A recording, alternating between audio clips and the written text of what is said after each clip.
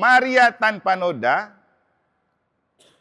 susah untuk dipahami karena kita akan berhadapan dengan kenyataan apa sih yang membuat Maria tanpa noda atau tanpa dosa? Dia kan manusia seperti kita juga, pasti berdosa. Tapi cara terbaik untuk memahami Bapak Ibu, jangan hanya sebatas pada Maria tanpa dosa. Karena ketak berdosaan dan ketak bernodaan Maria itu ada hubungan dengan peristiwa dia menerima kabar gembira dari malaikat Tuhan. Maka yang paling penting untuk dimaknai sebenarnya, ada novena yang kita mulai atau kemarin kita 29 November berarti besok ada refleksi hari ini. Dan coba Bapak Ibu lihat seberapa banyak orang banyak yang datang. Ketika berdosa Maria berasal. Dan saya yakin kamu datang bukan karena rekoleksi, hanya beberapa saja. Datang karena misa, Jumat pertama dan salve. Tapi saya mau mengatakan kepada Bapak Ibu bahwa kalau Anda beli baju, Anda harus tahu baju apa yang kamu beli dan apakah baju itu memberikan kenyamanan kepadamu. Kalau kamu bangun rumah, kamu harus pastikan bahwa rumah itu kamu kenal dan bisa dipastikan rumah itu menjadi tempat yang nyaman untuk kamu tinggal. Kalau kamu bangun gereja semegah ini, harus kamu kenal apa itu gereja ini, merek apa gereja ini, supaya kamu punya rasa cinta untuk memakainya dan merasa dilindungi dengan memakai pakaian gereja Santa Maria Immaculata. Artinya, gereja ini kita namakan Gereja Santa Maria Immaculata Mataram. Apa itu Maria Immaculata? Supaya kita nyaman misa di sini. Kalau tidak paham apa itu Maria Immaculata, Anda boleh datang, tapi Anda tidak tahu untuk apa Anda ke sini dan apa kelebihannya ketika datang misa dan doa di sini. Itulah kenapa tadi saya merasa sebelum merayakan misa untuk Bapak Ibu dan para suster dan frater, mari kita mengenal dulu ini pakaian bermerek apa ini gereja ini. Supaya ketika kita datang, kita tahu kita datang karena ada sesuatu yang istimewa di rumah ini yang tidak ada di rumah kita, yang tidak bisa kita kenakan di tempat sembarang. Karena selain gereja Maria Immaculata Mataram, tidak ada lagi gereja itu di Mataram kan? Hanya di sini. Nah kita mau tahu kelebihannya Maria Immaculata itu apa sih? Sampai kita harus datang ke sini dan kita senang dan nyaman kalau kita datang misa ke tempat ini. Saya sendiri ketika pertama datang bukan sebagai pastor paroki Mataram, saya tidak nyaman misa di sini. Karena saya rasa lebih nyaman misa di paroki di mana saya bertugas. Kenapa? Saya sudah menyatu dengan gereja itu. Seperti Anda, ketika sering memakai baju yang Anda suka, pasti Anda merasa menyatu dan rasa at home gitu kalau pakai baju yang Anda suka. Nah, saya takut kamu tuh tidak nyaman ke gereja ini karena kamu hanya datang, karena memang harus datang sebagai umat paroki Mataram. Ada yang nyaman, ada yang tidak nyaman. Sekarang ini pastikan bahwa kalau Anda datang, Anda nyaman karena Anda tahu Maria Immaculata itu apa untuk kita. Siapa itu dia?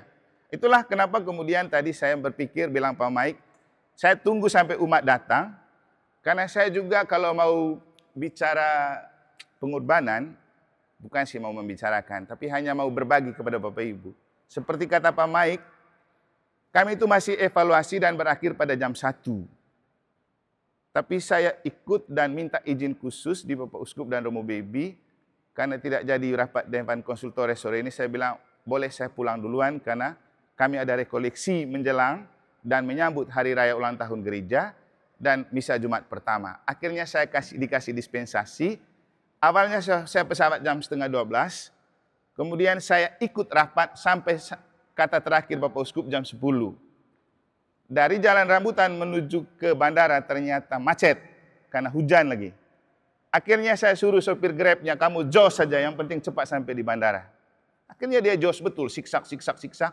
Begitu sampai di bandara, ternyata memang pesawatnya delay, lalu saya dapat sedikit untuk makan. 30 menit. Lalu kemudian tadi datang dalam keadaan cuaca mendung dan hujan. Tadi kita mendarat juga dalam keadaan hujan, sekitar jam 2, lalu frater jemput dengan sopirnya Erwin. Sampai di sini sekitar jam 4. Saya belum siap apa-apa untuk rekoleksi ini. Tapi dalam hati dan pikiran saya sudah komit untuk harus memberikan pemahaman tentang Maria Immaculata. Karena saya sudah janji kepada Tuhan, sudah janji kepada Bunda Maria. Dan dalam waktu sekejap, saya tidak istirahat. Sambil ngopi, saya susun bahan ini yang akan saya bagikan kepada Bapak Ibu. Bukan karena Bapak Ibu, tapi karena saya merasa bertanggung jawab kepada Tuhan dan kepada Bunda Maria. Nanti Bapak Ibu mau terima atau tidak terima, itu urusanmu.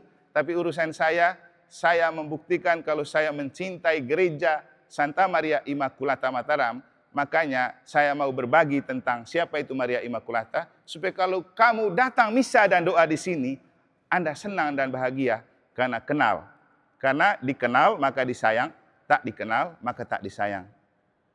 Beberapa hari lalu saya memimpin misa di ruang adorasi untuk pertama kali. Lalu saya mengatakan kepada mereka, Bapak Ibu kamu tahu kenapa saya mau pingin kali ini misa di ruang adorasi setelah beberapa bulan ada di Mataram. Saya datang 19 Juli, baru Jumat lalu saya misa di situ. Kenapa? Saya butuh persiapan untuk masuk ruang adorasi. Sebelum saya masuk ke tempat yang lebih dalam, di kedalaman hati Tuhan, kan ini gereja besar. Saya mulai belajar dulu mengenal dari halaman sekitarnya. Kenapa kemudian minggu-minggu awal itu saya banyak jalan-jalan keliling.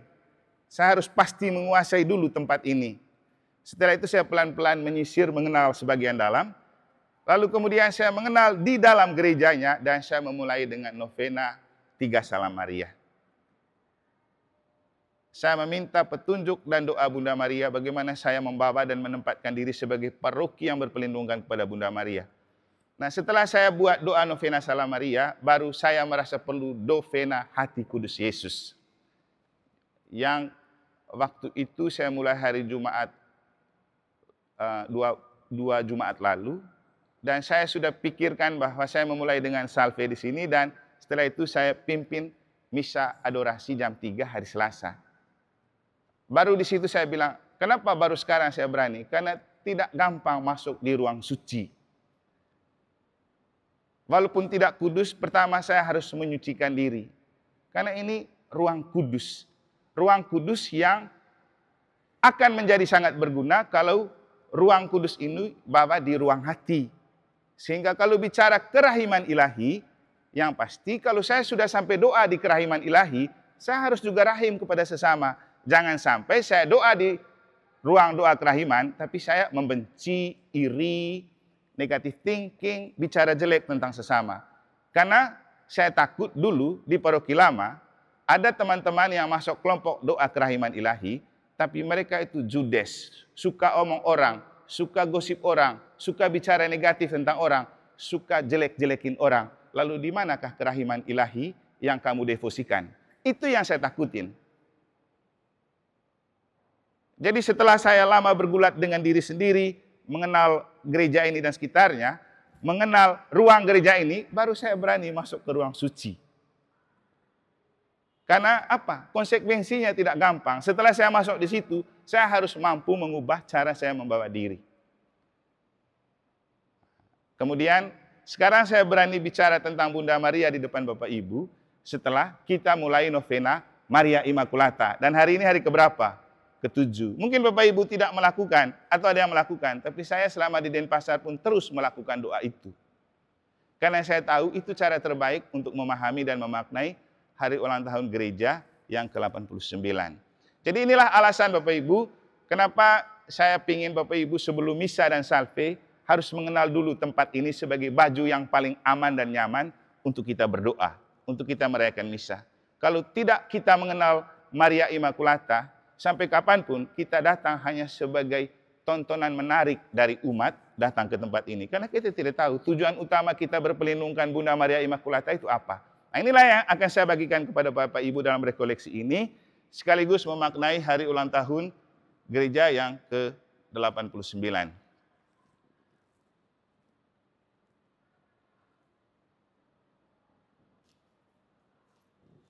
Nah ini rangkaian kegiatan kita yang coba kita lakukan untuk memaknai ulang tahun gereja kita yang ke-89. Jadi ada novena yang kita mulai tanggal 6 kemarin, tanggal 29 November, berakhir besok.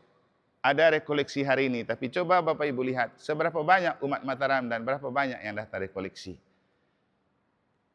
Jangan kita berpikir kita jadi Katolik yang baik kalau tidak ada rekoleksi. Bapak Ibu coba lihat, beberapa saat lalu ada orang yang mengakui dan Presiden Prabowo mengakui kalau ada kekompakan dari para menterinya. Kenapa? Mereka retret 3 hari di Magelang.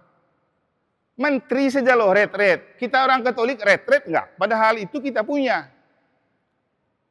Anda jadi orang Katolik, Anda pernah retret? Kalau tidak, percuma. Karena kita tidak akan bertolak ke tempat yang lebih dalam. Nah, ini kan cuma rekoleksi 1 jam saja. Tidak ada artinya. Tapi akan sangat berarti kalau kita coba ikut dengan hati yang tulus dan pikiran yang jernih. Nah, kemudian ada lomba tari kreasi NTT. Saya tahu orang pasti sangat militan untuk mempersiapkan diri. Termasuk malam ini ada jadwal tes panggung kan. Dan saya yakin orang lebih banyak mau datang tes panggung daripada datang misa Jumat pertama dan rekoleksi. Bapak Ibu, tahun ini 2025 temanya itu iman yang militan. Gereja sinodal yang militan. Kenapa kita bicara iman yang militan? Dulu sinode 4 kita bicara iman yang teguh. Tapi percuma kalau kita bilang iman teguh kalau tidak mampu bersaksi. Militan itu artinya tangguh, tahan banting, dan tahan uji. Supaya kita berani bersaksi walaupun ada badai yang menerpa. Ya, militansi iman salah satu contohnya, walaupun hujan tetap mau datang, itu tandanya militan. Jangan militan hanya untuk datang tes panggung tetapi rekoleksi dan misanya tidak. Nah, mana iman yang militan? Itu kan panggung yang militan. Maksud saya, kita itu terlibat di kegiatan kayak gini sebagai ekspresi iman. Makin mantap dalam iman, kita mengekspresikan itu dalam rasa cinta dengan kegiatan gereja. Itu maksudnya. Ya, bukan menyombongkan diri. Misalnya, saya kemudian kenapa sangat berkorban walaupun lelah dan capek untuk bolak-balik dan hari ini saya harus pulang untuk kejar rekoleksi dan misa Jumat pertama. Karena apa? Saya mau menunjukkan bahwa saya punya iman yang tangguh dan militan. Dalam kondisi apapun saya tetap berjuang untuk yang namanya kegiatan iman. Karena imam itu tokoh iman. Sehingga dalam kepepet bagaimanapun saya harus siap untuk tampil, apalagi sudah berjanji di hadapan Tuhan, Bunda Maria dan gereja. Kemudian ada misa syukur. Jadi rangkaian kegiatan ini adalah cara kita untuk makin beriman, untuk makin mencintai iman dan mencintai gereja kita. Itu tujuannya, bukan hanya sekedar hura-hura. Kemudian kita mau lihat, kalau kita berpelindungkan pada Santa Maria Immaculata, mengapa dan untuk apa? Maka kita harus tahu siapa itu Santa Maria Immaculata.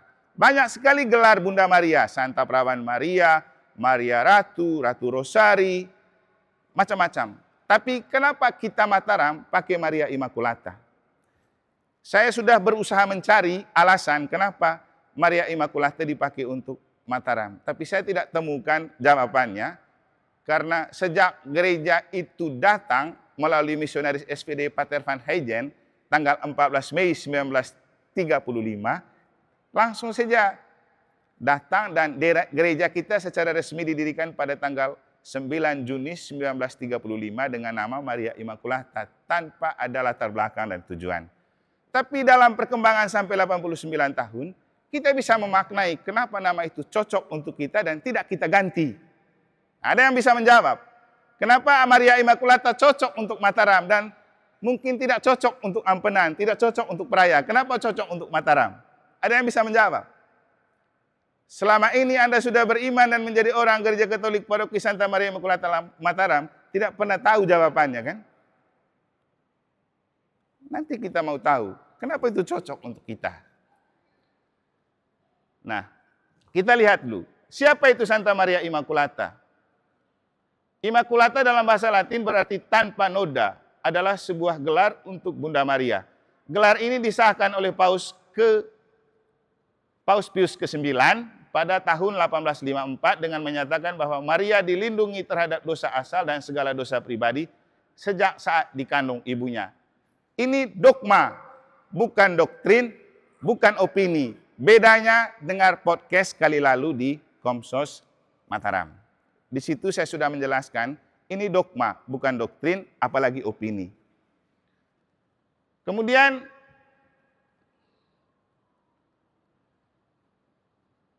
ingat baik-baik, Maria tanpa noda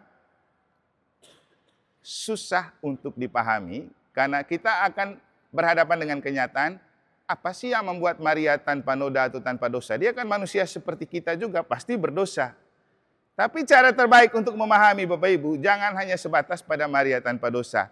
Karena ketakberdosaan dan ketakbernodaan Maria itu ada hubungan dengan peristiwa dia menerima kabar gembira dari malaikat Tuhan. Maka yang paling penting untuk dimaknai sebenarnya, Maria dikandung tanpa noda. Jadi faktor kandungan ini yang mempengaruhi ketakbernodaan. Bukan saja sebagai pribadi. Nah, dikandung tanpa noda atau konsepsi imakulata adalah keyakinan bahwa Bunda Maria dibebaskan dari dosa asal sejak ia dikandung atau sejak konsepsinya. Keyakinan ini merupakan salah satu dari 4 dogma Maria dalam Gereja Katolik. 3 dogma yang lain itu saya pikir waktu kita podcast Pak Charles sudah menyampaikan ada 4 dogma terkait Bunda Maria, salah satunya Maria Imakulata. Nah, kita lihat khusus Maria Imakulata. Ini sedikit penjelasannya. Dogma ketidakberdosaan ini khusus mengenai diri Maria. Namun hal itu dapat kita bedakan dengan ketidakberdosaan Yesus Kristus putranya. Ketidakberdosaan Yesus terletak dalam dirinya sendiri karena dia adalah Allah. Sedangkan ketidakberdosaan Maria berasal dari luar dirinya, yakni karena relasinya dengan Allah melalui anaknya Yesus Kristus. Karena hubungan dengan Yesus, maka Maria itu kepercik kekudusan Yesus. Nanti kita akan lihat lagi. Nah, ini pengumuman resmi dari Paus Pius ke-9 tentang dogma. Ini. Pada tanggal 8 Desember 1854, Paus Pius ke-9 secara resmi mengumumkan Maria dikandung tanpa noda sebagai dogma gereja. Yang berarti bahwa semua orang Katolik harus menerimanya sebagai kebenaran. Tidak ada lagi perdebatan. Wajib diterima. Seperti yang Bapak Suci tulis dalam konstitusi apostolik namanya Ineffabilis Deus. Kami menyatakan, mengumumkan dan menentukan bahwa doktrin yang menyatakan bahwa Santa Perawan Maria sejak konsepsinya, sejak ia dikandung dengan kasih karunia dan perkenan Allah yang Maha Kuasa, mengingat jasa pahala Yesus Kristus, Juru Selamat umat manusia, dipelihara bebas dari semua noda dosa asal, adalah sebuah doktrin yang diwahyukan oleh Tuhan, dan oleh karena itu dapat dipercaya dengan teguh dan tetap oleh semua umat beriman. Jadi kalau dalam bentuk doktrin itu ajaran resmi gereja, masih bisa diperdebatkan. Tapi kalau sudah dogma, gereja mengakui ada keterlibatan wahyu Allah melalui Roh Kudus untuk berbicara, sehingga Paus menetapkan ini sebagai sebuah dogma yang harus diterima kebenarannya dan tidak bisa diganggu-gugat. Itu namanya dogma. Nah, kita mau lihat sekarang. Kalau kita mau memahami Maria tak bernoda, maka ada hubungan dengan peristiwa konsepsi, kandungan. Kita mau lihat apa sih yang terjadi dengan kandungan Maria sehingga ia diterima sebagai tak bernoda. Nah, ini dia. Kita lihat hubungan Bunda Maria dan Yesus. Karena tadi di bagian awal ada penjelasan, ketakbernodaan Maria terkait dengan kesucian Yesus.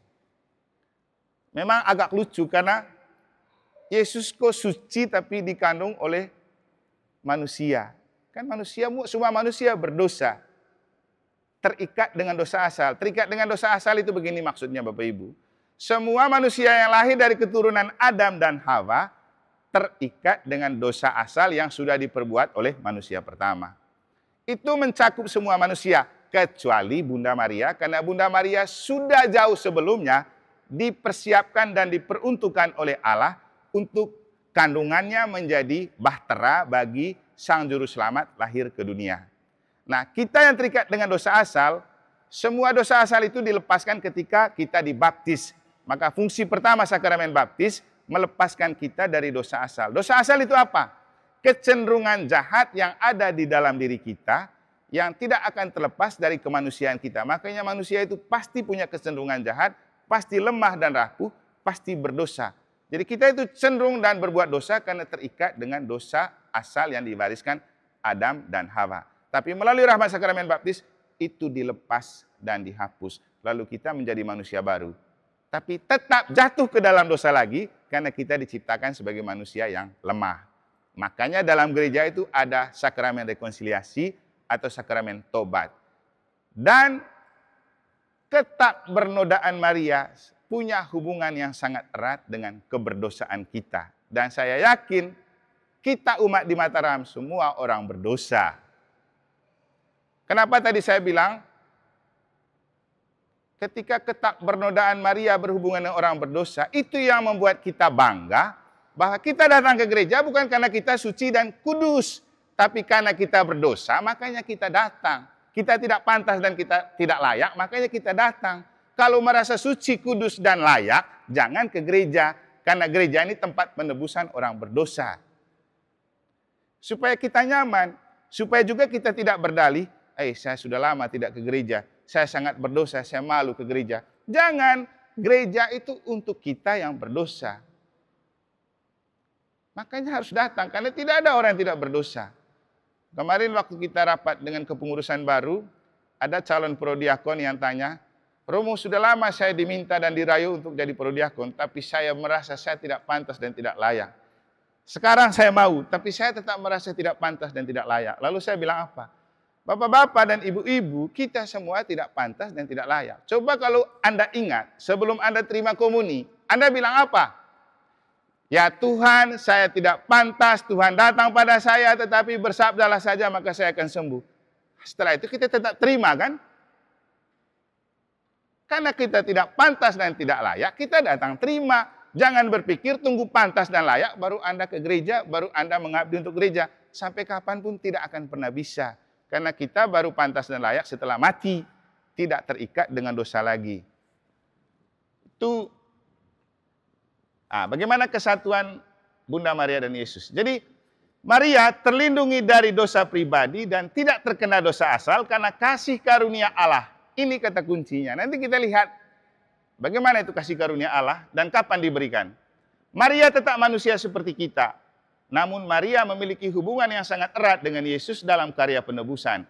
Maria dibebaskan dari segala noda dari sejak awal hidupnya berkat rahmat penebusan Yesus Kristus yang sudah berlangsung sebelum Yesus sendiri lahir. Nah, coba Bapak Ibu baca di kitab Injil Yohanes. Dia sudah ada sebelum adanya waktu. Terang itu sudah ada sebelum dunia ini ada. Ini kan nanti bacaan yang kita pakai pada hari raya Natal. Jadi tentang Yesus yang sudah ada sebelum dia dilahirkan. Karena itu sudah disettingkan jauh-jauh hari oleh Tuhan. Namanya Tuhan kan dia sudah atur semua. Itu hubungannya. Dan inilah bukti dari Maria itu punya kasih karunia. Ini malaikat Gabriel sendiri mengatakan, salam hai engkau yang dikaruniai, Tuhan menyertai engkau. Ada Roh Kudus yang datang masuk dalam diri Bunda Maria. Ini buktinya. Dia punya karunia khusus karena sudah dipersiapkan oleh Allah. Dipersiapkan sejak zaman Yoakim dan Ana, orang tua Maria. Nanti kita lihat bagaimana sih Tuhan mempersiapkan Yoakim dan Ana itu. Nanti kita akan lihat. Maka kita juga akan melihat ketak bernodaan Maria dalam konteks orang tuanya atau yang sering disebut kakek nenek Yesus. Nah, itu terkait Bunda Maria dan Yesus dan gelar ketak bernodaan. Sekarang kita lihat Maria dan malaikat Tuhan yang tadi berbicara, engkau dikarunia di hadapan Allah. Ini dia, di Injil Lukas bab 1 ayat 26-38. Begitu malaikat datang dan menyapa Maria, lalu bilang engkau dikaruniai, dukdak hati Maria. Kok apanya saya yang dikaruniai? Saya manusia biasa. Waktu itu dia sudah pacaran dengan Yusuf. Nah, Maria dan Yusuf ini tetangga di Bethlehem, di Nazaret. Teman main. Jadi begitu malaikat datang, mereka masih teman main dan tetangga. Dan bilang harus mengandungi seorang anak dan melahirkan seorang anak. Padahal belum ada hubungan apa-apa dengan Yusuf. Maka dia cemas dan takut. Dia bilang apa? Saya kan belum bersuami, bagaimana saya bisa mengandung? Lalu malaikat beri jawaban ini, jangan takut hai Maria, sebab engkau beroleh kasih karunia di hadapan Allah. sesungguhnya engkau akan mengandung dan akan melahirkan seorang anak laki-laki dan hendaklah engkau menamai dia Yesus. Kata Maria, sesungguhnya aku ini adalah hamba Tuhan, jadilah padaku menurut perkataanmu itu. Ini sebuah ucapan yang tidak bisa diucapkan oleh manusia sembarang. Manusia yang sudah dimasuki oleh Roh Kudus ini. Hanya kalau Roh Kudus sudah masuk di dalam diri kita, kita berani untuk memakai prinsip fiat voluntas tua. Bapak Ibu, coba Bapak Ibu tes. Kalau Roh Kudus sudah bekerja, pasti kita sampai pada ungkapan, Tuhan, aku ini kan cuma hamba-Mu, terjadilah padaku menurut kehendak-Mu. Kalau belum sampai pada pengakuan ibu itu, Bapak Ibu, iman Anda itu bohong. Apalagi kalau sampai memaksakan kehendak di hadapan Allah, itu bohong orang beriman. Karena orang beriman akan sampai pada pengakuan, aku cumanlah hamba-Mu, jadilah sesuai dengan yang kau kehendaki. Itu baru iman yang mantap. Dan kalau itu yang diungkapkan, itu yang membuat kita bisa militan. Dan yang terjadi, setelah Maria mengatakan, aku ini adalah hamba Tuhan, terjadilah padaku menurut kehendak-Mu, dia sangat militan. Dia berani menerima tawaran untuk mengandung dan melahirkan Yesus, walaupun dia juga sebelumnya sempat takut digosipin orang bahwa tidak punya suami kok mengandung. Tapi karena Roh Kudus dan karena kepasrahan kepada kehendak Allah, dia kuat. Dia tahan banting, tahan uji. Dia menerima tanggung jawab itu. Jadi kita pun begitu. Kalau kita membiarkan Roh Tuhan bekerja dan kehendak Allah terjadi, pasti kita tangguh, kuat, tahan banting, dan tahan uji. Itulah iman yang tangguh. Nah, sekarang kita mau lihat, setelah melihat relasi Yesus dan Bunda Maria, kita lihat sekarang Maria dan pengakuan Elisabet, saudara Maria, yang sudah lama bersaudara. Kan mereka teman dari kecil, sudah saling kenal luar dalamnya. Tapi Bapak Ibu lihat, Maria tidak ditemukan sebagai seseorang saudara yang istimewa sebelum mendapat kunjungan malaikat dan sebelum mendapat curahan Roh Kudus. Itu terbukti dari ketika Elisabet bilang begini, nih. Diberkatilah engkau di antara semua perempuan dan diberkatilah buah rahimmu. Siapakah aku ini sampai ibu Tuhanku datang mengunjungi aku? Sebab sesungguhnya ketika salammu sampai kepada telingaku, anaknya di dalam rahimku melonjak kegirangan, dan berbahagialah ia yang telah percaya, sebab apa yang dikatakan kepadanya dari Tuhan akan terlaksana. Jadi ini ungkapan yang sebelumnya tidak pernah diungkapkan Elisabet, karena memang dia tidak pernah menemukan Maria itu istimewa. Baru ketika Maria sudah mendapat kunjungan malaikat Gabriel, ada Roh Kudus yang masuk dan malaikat bilang, engkau dikarunia di hadapan Allah. Roh masuk dan mengandungi Maria kan. Jadi setelah rahim Maria dikandungi Roh Kudus bekerja dari dalam diri Bunda Maria, lalu Maria tampak shining brightly dan glowing. Tampak istimewa. Makanya seringkali saya bilang kepada Bapak Ibu, kalau Bapak Ibu mau pingin tampak istimewa bagi orang dan dunia, dan orang yang melihat Anda itu seperti punya daya tarik untuk, maunya lihat dia, aku selalu menarik. Biarkan Roh Kudus itu merahimi hatimu. Ketulusan Bapak Ibu, orang yang tulus akan selalu menarik. Tapi orang yang farisi dan pura-pura akan selalu tidak menarik. Atau kalau menarik, sebentar saja. Barang yang palsu, menarik sebentar, lama-lama menyakitkan dan tidak kita sukai. Itu kalau barang palsu. Maka pribadi yang palsu, awal-awal menarik, lama-lama menyakitkan. Makanya Yesus tidak suka orang Farisi. Makanya saya juga lebih baik kalau datang ke Mataram, awal-awal Anda tidak suka saya, tidak apa-apa. Karena belum mengenal pribadi saya. Nanti lama-lama pasti Anda suka karena sudah mengenal. Yang penting jangan berfarisi, tampilkan originalitas. Bapak Ibu kalau beli barang kan pasti tidak mau yang KW 2, 3, 4 kan. KW 1 yang ori. Maka hidup beriman dan pribadi juga harus jadi pribadi yang original. Jangan paksa supaya kita seperti orang lain. Jangan paksa supaya tampil seperti orang lain. Tampilkan diri apa adanya. Dan yang paling penting, jangan berfarisi, jangan berpura-pura, apalagi bermuka dua. Yang ori-ori saja. Itu.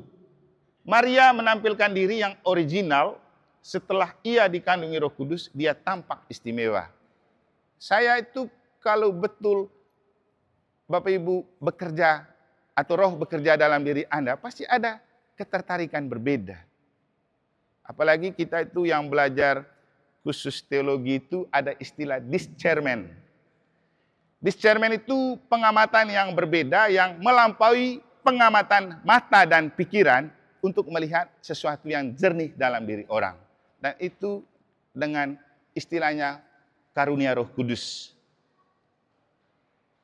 Discernment itu kemampuan melihat sesuatu dalam diri orang karena bantuan Roh Kudus. Dan tidak pernah atau tidak mungkin kita bisa melakukan itu kalau tidak dengar sabda Tuhan, kalau tidak doa meditasi, perlu punya waktu duduk diam hening di hadapan Allah. Jangan kita terus yang banyak bicara di hadapan Allah. Beri kesempatan Allah bicara di hadapan kita. Dan tidak akan pernah kita tahu Tuhan bicara apa kepada kita kalau kita tidak ada waktu untuk duduk diam dengar Tuhan bilang apa. Tuh. Makanya Maria kan punya banyak waktu untuk dengar Tuhan bilang apa lalu dia berbuat. Nah, sekarang kita lihat Maria dan orang tuanya. Itu pengakuan Elizabeth tadi. Saudara yang setiap hari hidup bersama, tapi ketika Maria dikandungi Roh Kudus dan didatangi malaikat Tuhan, menemukan Maria sebagai pribadi yang istimewa. Sekarang kita mau lihat Maria dan orang tuanya. Kenapa kemudian dia disebut Maria Immaculata? Nah, ini penjelasannya. Yoakim dan Anna adalah orang tua kandung dari Santa Perawan Maria, ibu dari Yesus Kristus. Mereka dikenal sebagai keturunan Raja Daud yang taat beribadah dan mengasihi Allah dan sesama. Berikut ini adalah beberapa hal yang diketahui tentang Yoakim dan Anna, kakek nenek Yesus. Nama Yoakim berarti persiapan bagi Tuhan. Sedangkan Anna berarti rahmat atau karunia. Makanya Maria itu salam Maria penuh rahmat. Karena memang rahmat itu sudah diwariskan dari ibunya Anna. Kemudian persiapan bagi Tuhan. Rahimnya dipersiapkan bagi Tuhan. Karena memang nama bapaknya Yoakim. Artinya persiapan bagi Tuhan. Ini terjadi pada abad ke-7. Dan abad ke-7 itu kalau kita lihat sejarah itu kalau mau lihat sejarah dunia ya, Islam itu baru muncul abad ke-7. Gereja Katolik ini sudah muncul zaman Yesus Kristus abad 4 sebelum Masehi. Jadi sudah jauh. Protestan baru muncul abad 18 waktu revolusi Prancis. Jadi baru kemudian Gereja Katolik ini sudah lama. Makanya bangga jadi orang Katolik karena dari segi sejarah kita sudah sangat lama. Seperti yang saya ceritakan dulu dari seorang pendeta kelas kakap di Amerika, Scott Hahn itu. Dan ada banyak cerita tentang, termasuk ini, wakil presiden Amerika Serikat sekarang. Kan jadi wakil presiden pertama orang Katolik. Wakilnya siapa ini? Siapa presiden sekarang nih? Hah?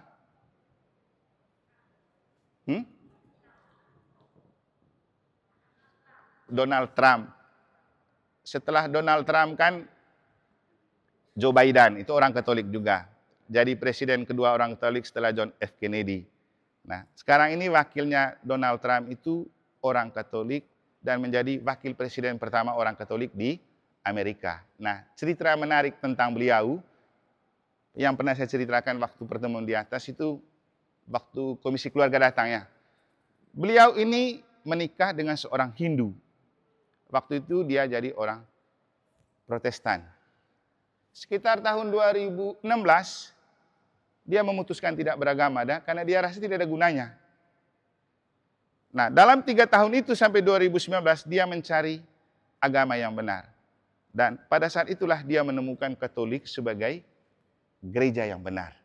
Kemudian dia dibaptis Katolik dan kemudian sekarang dia jadi wakil presiden orang Katolik pertama di Amerika. Jadi apa yang dia katakan? Setelah saya mencari dan menemukan, saya kemudian menemukan gereja Katolik itu gereja yang benar, karena itu sah didirikan oleh Yesus. Waktu dia berkata kepada Petrus, engkau adalah Kefas, di atas batu karang ini kudirikan jemaatku, Allah maut tidak dapat menghancurkannya. Apa yang kau ikat di dunia akan terikat di surga, apa yang kau lepaskan di dunia akan terlepas di surga, dan kepadamu kuberikan kunci kerajaan Allah.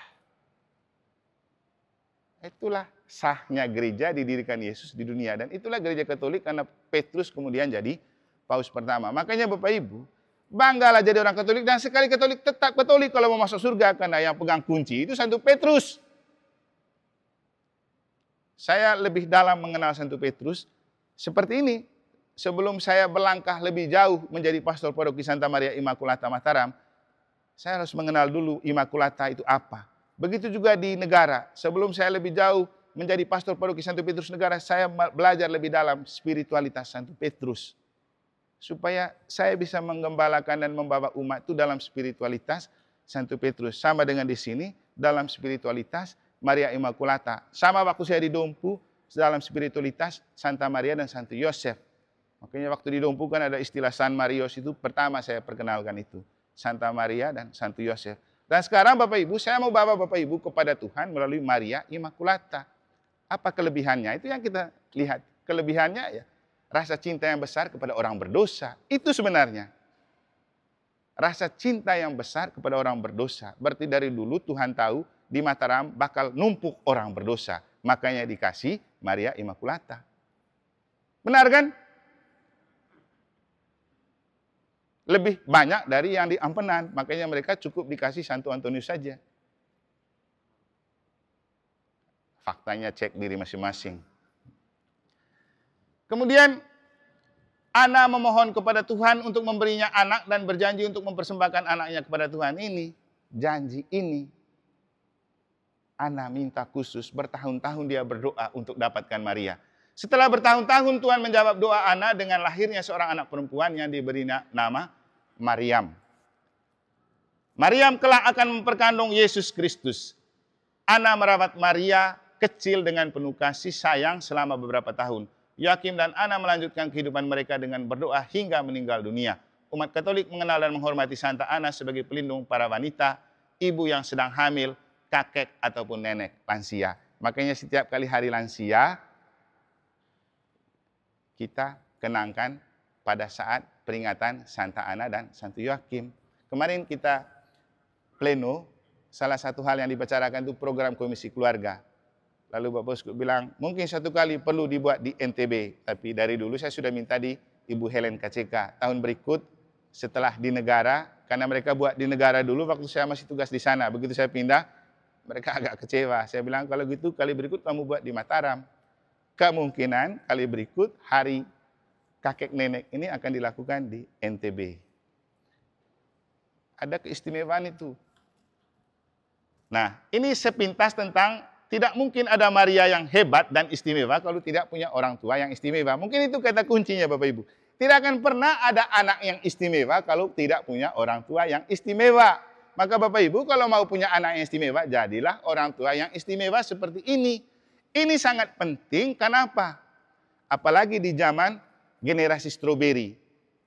Kemarin kita waktu susun program juga, salah satu program unggulan Dekanat NTB untuk BPU itu JOMK dengan tema membangun iman orang muda di generasi stroberi.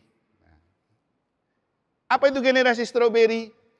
Gabungan antara generasi Alpha dan generasi Z.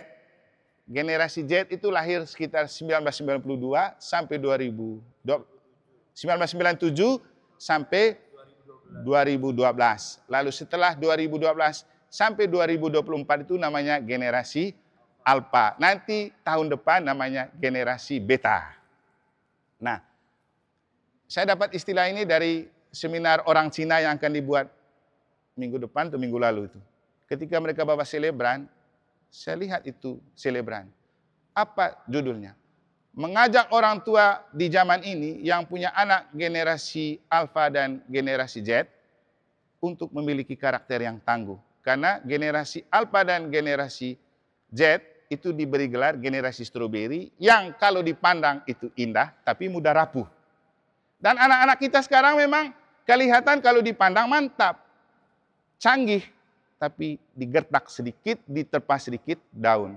Banyak kasus bunuh diri sekarang kan. Kenapa? Betapa rapuhnya jiwa dan kekuatan jiwa anak-anak kita. Itulah generasi stroberi. Nah, bagaimana membangun karakter anak yang tangguh dan kuat? Belajar dari Yoakim dan Ana. Itulah pentingnya rekoleksi seperti ini Bapak Ibu. Susah loh dapat pengetahuan seperti ini. Kita juga, termasuk saya juga bicara seperti ini bukan dari kehebatan sendiri. Itu karya roh. Seperti yang saya bilang, tadi dalam tempo 20 menit saya siapkan bahan ini. Karena saya percaya roh akan bekerja, karena saya punya motivasi yang baik untuk berbagi sesuatu kepada Bapak Ibu. Itu saja. Jadi, mari menjadi orang tua yang istimewa supaya punya anak yang istimewa. Jangan berharap anak istimewa tapi orang tuanya tidak istimewa. Macam sekarang kan perlu kita belajar Bapak Ibu. Mestinya orang tua yang bawa anaknya mulai mencintai rekoleksi dalam gereja. Kalau orang tua tidak datang, bagaimana anak tahu apa itu rekoleksi? Apa gunanya rekoleksi? Karena tidak cukup waktu khotbah untuk kita punya pengetahuan yang kaya tentang iman. Apalagi kita khotbah di kota kayak gini, kita tahu diri juga. Lama-lama orang ngamuk kan? Makanya singkat-singkat saja.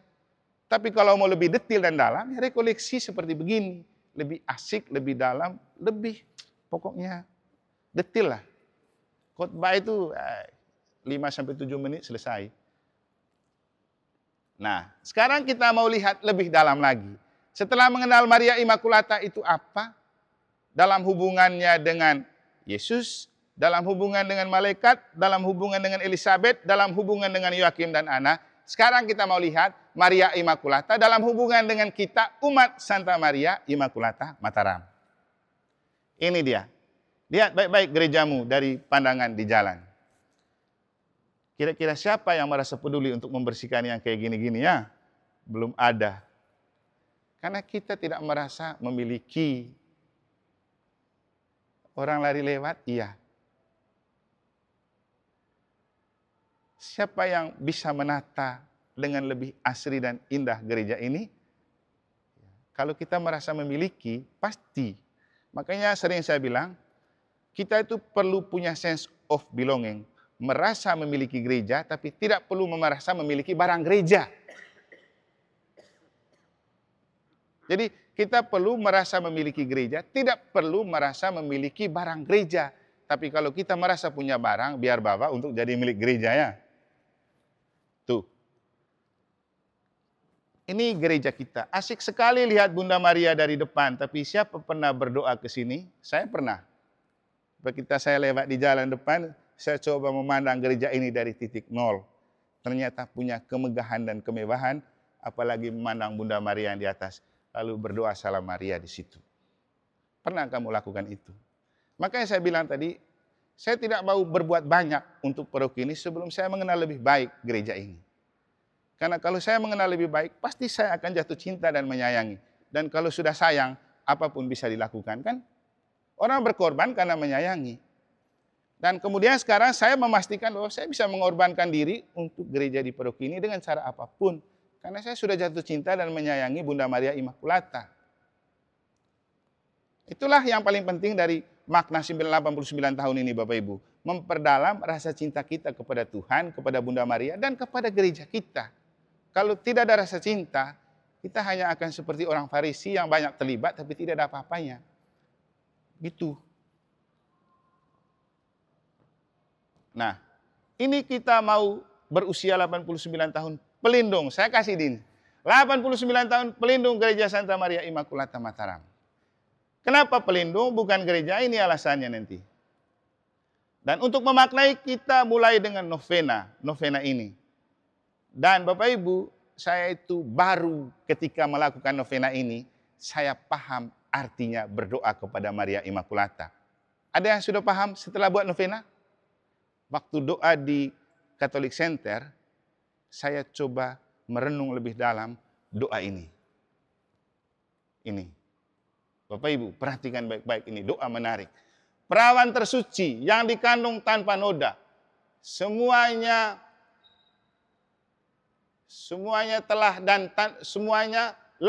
lelah dan tanpa celah sejak awal. Hari-hari ini aku menghormatimu dengan gelar dikandung tanpa noda. Putra ilahimu mengajariku kehormatan dan penghormatan seperti apa yang harus aku berikan kepadanya. Engkaulah tempat pelindungan yang aman bagi kaum pendosa. Coba lihat di teks itu. Engkaulah tempat pelindungan bagi kaum pendosa. Kenapa Bapak Ibu? Kalau kita berdosa di hadapan umat dan publik, Anda akan hancur di obok-obok. Kenapa? Orang suka bercerita tentang kejelekan, kelemahan, dan dosa kita. Benar kan? Jangan salah sedikit Anda akan diomongin. Kelemahan dan dosa Anda akan diberitakan jadi viral. Nah, kalau mau cari aman, ke Bunda Maria tanpa noda, dia akan keep dosa itu. Karena dia tempat perlindungan aman bagi kaum pendosa. Kalau kamu merasa berdosa, cari aman di Bunda Maria Immaculata. Jangan banyak bergaul di umat sana, Anda akan diobok-obok. Tanpa Anda berdosa dan bersalah pun, kalau orang tidak suka dengan Anda akan diobok-obok, diomongin, dicaci maki, dicela, digosipin. Kan? Gitu kan? Dan kita akan tidak pernah bahagia dan tidak aman. Maka datanglah ke Maria Immaculata. Mataram kan banyak gosipnya ya, pasti banyak orang tidak aman. Itulah makanya kita dikasih Bunda Maria Immaculata. Supaya cari keamanan di dalam Bunda Maria. Engkau Bunda berbelas kasih, padamu aku sampaikan keluh kesahku dan memohon agar engkau membantuku. Karena selain pada Yesus, padamulah seluruh harapanku. Dalam kepengentaranmu yang penuh keibuan, Bunda yang penuh kebaikan dan kuasa di hadapan Tuhan, kepadamu aku memohon untuk rahmat dan berkat. Ini doa yang baru saya tahu di sini ketika buat novena kepada Maria Immaculata. Dan baru saya paham bahwa inti dari keberadaan Maria sebagai Immaculata adalah penebusan bagi orang berdosa. Makanya saya mengajak kita berdoa 3 kali salam Maria, karena jelas engkau yang dikandung tanpa noda ya Maria, sucikanlah badanku dan kuduskanlah jiwaku. Untuk menebus kita yang berdosa. Bapak Ibu, setiap hari apakah Anda tidak berdosa? Setiap hari berdosa. Maka setiap hari kita perlu penyucian itu melalui Maria tak bernoda. Itu paling penting dari paroki Santa Maria Immaculata Mataram. Maka dari sekarang saya ajak Bapak Ibu jangan lupa doa 3 kali salam Maria ketika Anda doa malam di rumah. Saya sendiri sudah lama sebelum tidur pasti wajib doa 1 kali Bapa Kami, 3 kali salam Maria untuk menghormati kesucian Bunda Maria, supaya kita tidur dalam kondisi kita dihapus sedikit dosa kita, sehingga kalaupun mungkin kita mati pas tidur, setidak-tidaknya sebagian dosa sudah terhapuskan kan? Siapa tahu Anda tidak bangun lagi. Gitu. Dan siapa yang tahu Anda akan bisa bangun lagi. Nah, ini dia. Kita harus mengenal dan mengetahui kapan itu gereja ada di sini. Supaya kita merayakannya juga. Karena kita tahu, Bapak Ibu Anda punya ulang tahun kelahiran kan? Beda dengan pesta pelindung kan? Santa Maria Immaculata itu pelindung, bukan kelahiran gereja kita. Ingat. Maka mulai tahun depan kita kembalikan ulang tahun gereja ke sejarahnya. Tidak lagi 8 Desember. Kita tetap merayakan 8 Desember sebagai pesta pelindung gereja. Ini dia alasannya. Kalau di webnya keuskupan tertulis begini. Paroki Santa Maria Immaculata Mataram merupakan suatu paroki gereja Katolik Roma di Keuskupan Denpasar, berpusat di Kelurahan Pejanggi, Kecamatan Mataram, di Kota Mataram, dekat titik nol. Menjadi paroki sejak 1935. Sebenarnya ini dipertanyakan karena Keuskupan Denpasar saya baru berdiri 1961. Tidak mungkin datang langsung jadi paroki kan? Tidak mungkin. Tapi tidak apa-apalah. Yang paling penting kita lihat sejarahnya. Ditandai dengan menetapnya Pastor Van der Heijen SPD sejak 14 Mei 1935. Kemudian pada 15 Mei 1935 dilakukan pembelian tanah dan bangunan untuk dijadikan pastoran dan gereja pertama di Lombok. Dan tanggal 9 Juni diadakan misa pertama di gereja baru tersebut. Saat ini paroki Mataram digembalakan oleh para imam diosesan dari Keuskupan Denpasar. Ini web yang dibuat sebelum jubileum. Tapi kita lihat ini sejarah yang lebih ini sebenarnya. Yang lebih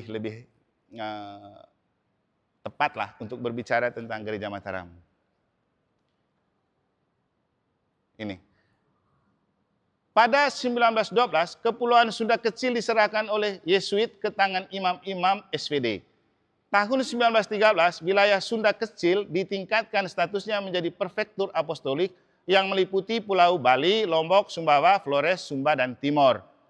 Pater van der Heijden mendapatkan tugas khusus untuk mengadakan kunjungan rohani ke Bali dan Sumbawa.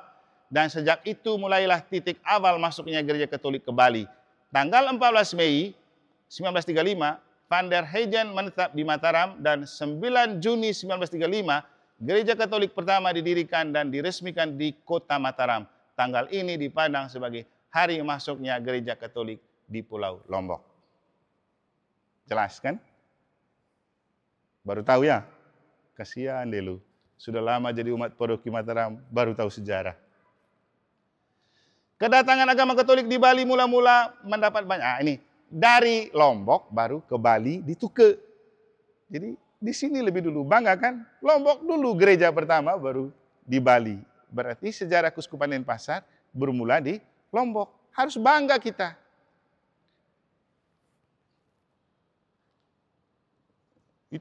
Itu cerita singkatnya. Nah, di sini dia. Pater van Heijden mendapatkan pula tugas khusus untuk mengadakan kunjungan rohani ke Bali dan Sumbawa. Dan sejak itu mulailah titik awal masuknya gereja Katolik ke Bali. Tanggal 14 Mei 1995, van der Heijden menetap di Mataram dan 9 Juli 1935 gereja Katolik ini sudah. 4 bulan kemudian, 11 September, ini WTC ini. 1935, Pater van Heijden mengantar Pater J. Christen SPD ke Denpasar dan mulai menetap di Denpasar. Lalu sejak saat itulah di Denpasar, orang pertama yang dibaptis Katolik itu orang yang sudah lama jadi Kristen. Ini dua orang ini. Ini Pan Rosa dan Pan Regik. Itu cerita singkat tentang gereja di Mataram. Pasti mereka di Ampenan juga bingung, kapan gereja pertama mereka. Tapi inilah sejarah yang benar. Untuk kita sekarang, mari kita bahagia di tahun ke-89 gereja kita. Dan ada banyak orang yang ingin mengucapkan kebahagiaan kepada kita, juga daripada Romo di Keuskupan Denpasar, juga dari beberapa tokoh yang pernah berkarya di kita.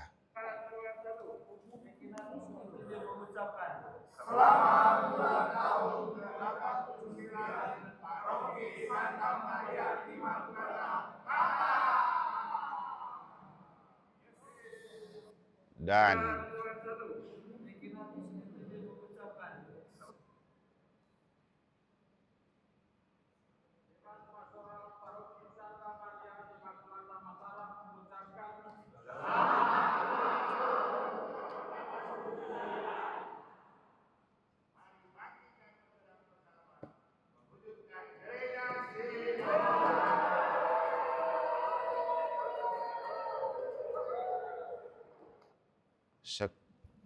sekian dan terima kasih.